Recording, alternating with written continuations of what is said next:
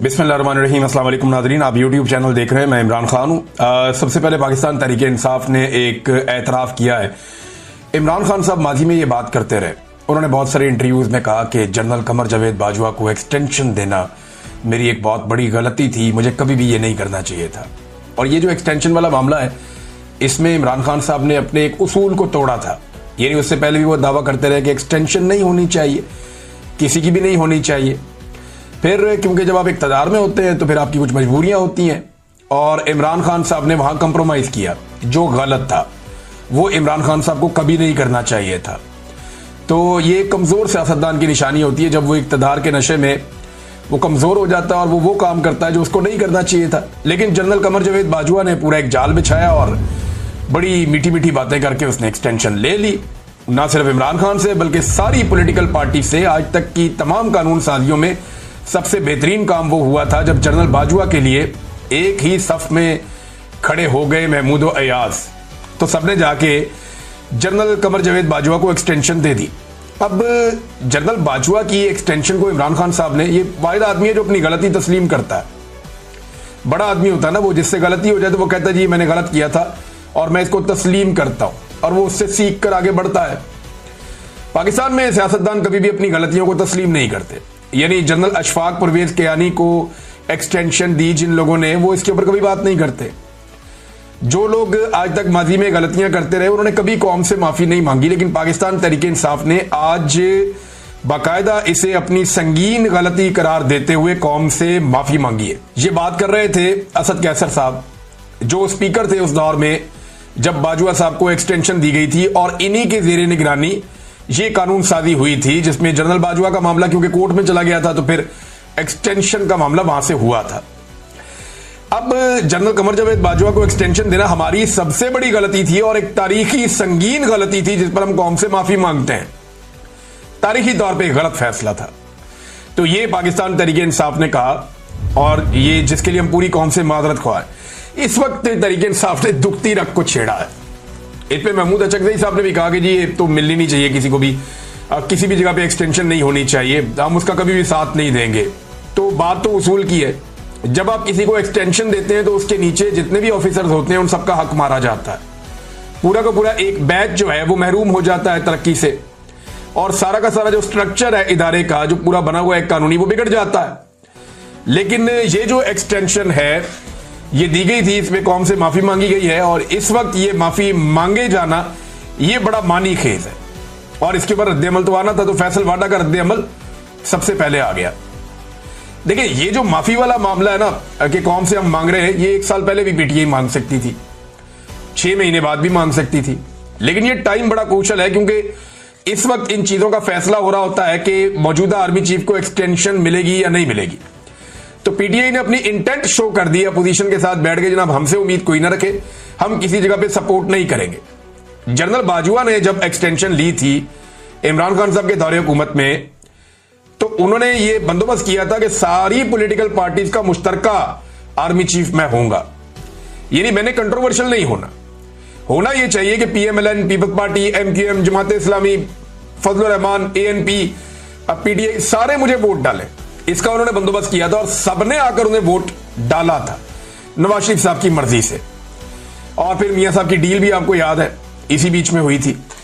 अब क्योंकि जनरल बाजवा साहब की एक्सटेंशन सबने मुतफिका तौर पे की थी, तो उन्होंने ये साबित करने की कोशिश की कि मैं कंट्रोवर्शियल बिल्कुल नहीं हूं। लेकिन जनरल आसिम मुनीर साहब का मामला अगर आगे आता है तो पीटीआई ने और अपोजिशन ने अपनी इंटेंट, या जो वो करने जा रहे हैं, या अपनी सोच उन्होंने पहले ही कौम के सामने रख दी है कि नहीं जी हम किसी एक्सटेंशन के हमायती नहीं है।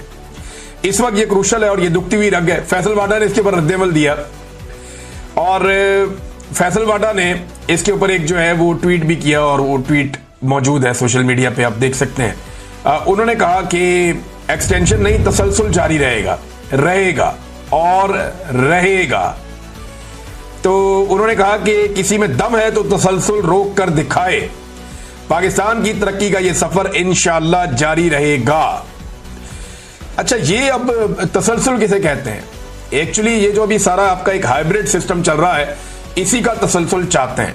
और ये जो हाइब्रिड निजाम है जिसको वजीर दिफा खुद कहते हैं कि एक दोगला निजाम पाकिस्तान में चल रहा है, हम तो नाम के हुक्मरान हैं। और राना सनाउल्लाह साहब कहते हैं कि इख्तियार तो जो है वो मोहसिन नकवी के पास है। शुक्र है उन्होंने ये नहीं कह दिया कि वो वजीर आजम बनना चाहते हैं। आजकल ये भी खबरें आ रही है कि आने वाले वक्त में शायद उन्हें वजीर आजम बना दिया जाए, और ये सारा काम भी इन रवायती पॉलिटिकल पार्टी से करवा दिया जाएगा। जैसे मुशर्रफ ने शौकत अजीज को लाकर वजीर आजम बना दिया था, तो कोई मसला नहीं है। जब आर्मी चीफ ये चाहेगा, फील्ड मार्शल, और उसके बाद इख्तियार होगा और वो उनको उनकी मर्जी की चीज मिल जाएगी, ताकत उनके हाथ में आ जाए, तो वो कुछ भी कर सकते हैं।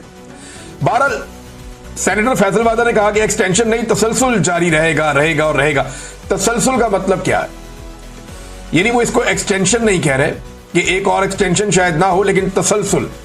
तसलसल का मतलब है जो सवाल हमने पिछले वीलॉग में उठाया कि क्या नई तकरीरी दोबारा से एक्सटेंशन मिलेगी और आर्मी चीफ जो है वो आगे बढ़ेंगे, यानी एक्सटेंशन मिल गई और 5 साल आगे बढ़ेंगे। तसलसल का मतलब यह है कि 3 साल पिछले और 2 साल अगले, यानी जो हुकूमत ने कानून एक बनाया कि अब हम आर्मी चीफ को और सर्विसेज चीफ्स को 5 साल तक रखेंगे, वो इंप्लीमेंट माजी से हो जाएगा। शायद फैसल वाडा साहब वो बात कर रहे हैं। यहां खुलकर कोई बात भी नहीं करता, डरते रहते हैं सारे, क्योंकि एस्टेब्लिशमेंट का मामला है और वो बड़ा हसास होता है। लेकिन तरक्की का सफर जिसकी फैसल वाडा साहब बात कर रहे हैं, तो आर्मी चीफ का जो वाहिद प्रोजेक्ट, जो पाकिस्तान का सबसे बड़ा प्रोजेक्ट है, जिसके ऊपर अरबों रुपए खर्च हुए, उनके इश्तिहारात पे, उसके प्रोग्राम्स के ऊपर, गैर मुल्की दौरों के ऊपर, लोगों को बुलाने और उनको इंटरटेन करने के ऊपर, जेनेटरी बीच नाम का एक आदमी आया, सऊदी अरब के वफद आए, बाकी ममालिक के वफूद आए। तो ये एक पूरा प्रोसीजर है जिसको कहा जाता है कि बड़ी कोशिश की गई कि SIFC कामयाब हो जाए। तो SIFC जो है वो एक सफेद हाथी में कन्वर्ट हो गया। अरबों रुपया इसके ऊपर लगा दिया, इसकी मशहूरी पे लगा दिया, इसकी प्रमोशन पे लगा दिया, इसको कामयाब बनाने के ऊपर अरबों रुपया झोंक दिया गया कौम का। लेकिन SIFC से आपको हासिल क्या हुआ? कुछ भी हासिल ना हो सका। दावा यह किया गया था जब आर्मी चीफ ने इसकी बुनियाद रखी, और इसके जितने भी सेगमेंट्स हैं अलग अलग, उन तमाम के ऊपर मिलिट्री अफसरान को बाकायदा, कुछ सर्विंग और कुछ रिटायर, उनको जिम्मेदारियां दी गई थी कि SIFC को पूरी तरह से फौज का इदारा, चाहे वो रिटायर लोग हैं चाहे वो सर्विंग लोग हैं, वो इसको हेड करेंगे और कंट्रोल करेंगे। अब इसमें खुद आर्मी चीफ शामिल है, जो मेन लोग हैं उनके अंदर, और ये उनका ब्रेन चाइल्ड है। तो उन्हें लगा कि फौज जब सारी मिलकर बैठेगी और मिलकर हम करेंगे, तो इस हुकूमत के साथ मिलकर हम बहुत बड़ी कामयाबी हासिल करेंगे। जो इब्तदाई एक तखमीना और अंदाजा था, वो ये कहा गया था कि फौरी तौर पे $100 अरब की इन्वेस्टमेंट पाकिस्तान में आ जाएगी। $100 अरब दावा किया गया फौरी तौर पे पाकिस्तान में आ जाएंगे। अब आया कितना पैसा? टका नहीं आया।